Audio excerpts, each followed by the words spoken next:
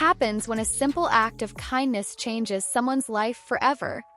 And what if a dream slowly begins to blur the line between imagination and reality? This is a quiet yet emotionally powerful story about hope, temptation, and the consequences of feelings left unspoken. The story begins with Borges, a successful businessman who regularly visits a small village barbershop owned by George. During one visit, George asks Borges for a life-changing favor. He hopes his hardworking son, Ignatius, can move to the city and build a brighter future under Borges' guidance. Seeing the young man's potential, Borges agrees and brings him to the city, reminding him that opportunities like this come only once in a lifetime. At home, Borges introduces Ignatius to his kind-hearted wife, Severina, but hides the truth by saying the young man is a distant relative.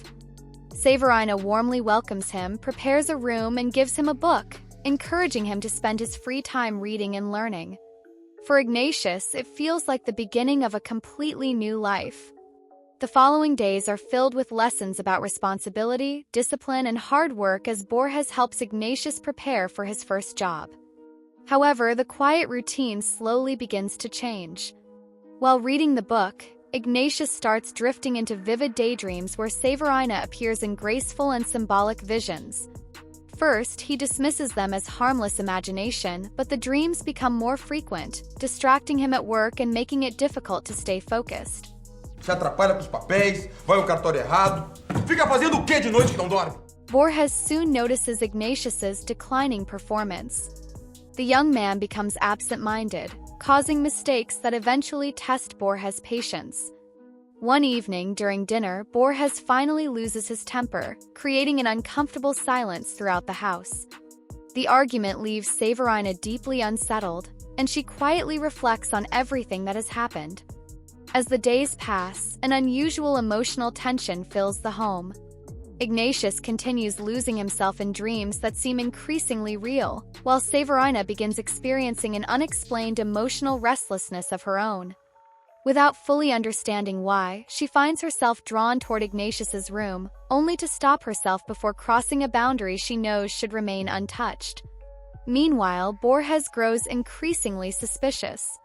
Although nothing inappropriate has happened, he senses that something invisible has changed within his household.